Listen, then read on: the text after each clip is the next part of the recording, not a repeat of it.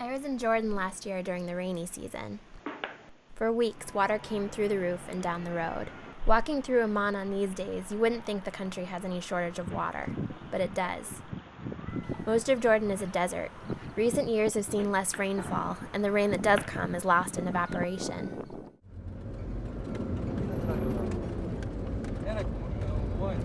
I wanted to find out if anyone in Jordan was harvesting the rainwater, so I started my search at a permaculture project near the Dead Sea. It was founded by an Australian, Jeff Lawton, and his wife Nadia, who's from this village. They live in Australia now, so the project's looked after by Nadia's family and foreign volunteers. I didn't know much about permaculture at the time. The basics are, it's a design system for creating sustainable human environments. The plan is to set this up as a demonstration site education center. So basically we'd showcase what permaculture can do in this environment. We got these little emitters, they call them, and they just, shoot out the water, and there's a dial. You can adjust how much water you want to come out. And there's no shortage of discarded plastic bottles around, so I came up with the idea here to bury the end into the soil, and so the water is directed right to the tree's roots, but this way you keep the mulch. I've done allotted any funds for a proper roof to harvest the rainwater, because this building's was here on the property already, and we just tried to work with it. The roof's a little dodgy, and a lot of the water kind of just absorbs into the concrete. I mean, a lot of people have pipes coming off their roof to get rid of the water, but they don't have it going anywhere useful. And it's funny, during the big rains, everyone has on their roofs like squeegeeing off water just to get rid of it, So there's the little disconnect. Just open that one door, and I think it'd make things a lot easier for people. Eric told me about another permaculture project near Salt, run by CARE. It helps villagers set up rainwater and gray water harvesting systems.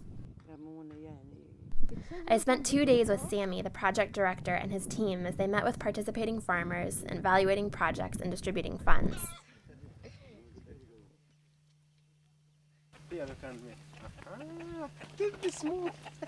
Sammy showed me the chicken tractors that are moved around the farm, feeding the chickens and fertilizing soil as they go.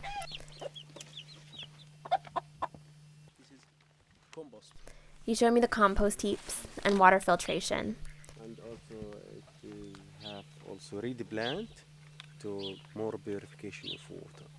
Through this first filter, it is get rid of the big pieces, which is a coarse material from the kitchen, and through this filter it's been aerated, mixed with air, and the bacteria work on it to get rid of the organic material which is combined with the water. But it's for restricted irrigation, for cooked vegetables, for olive, for not for green salad. We train the farmer what kind of growing that should be used to be irrigated by this. Okay, that makes sense. He talked about the benefits of intercropping and mulching, and showed off his homemade organic fertilizers and pesticides made from garlic and tobacco. This is instead of chemical, you can smell it. Oh. very strong. These trees use chemical fertilizers, while the neighboring ones follow the organic permaculture practices taught by Sammy and his team. And has it been successful convincing people? Through the awareness program, through talking to them, through in different ways. It's cancer. The only way to tell them that this is a cancer-causing material. This is the only way. And so, by the way, the cancer, percentage in Jordan, it's a little bit become higher and higher these days. This is the only way that I convince people that this will infect your health, infect the health of the new generation in such a manner that we can convince them to stop using these chemicals.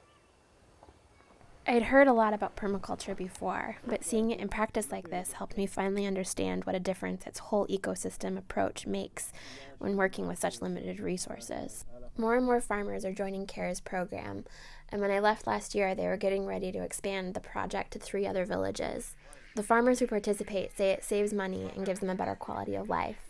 It's a model that I hope many others in the region can follow too.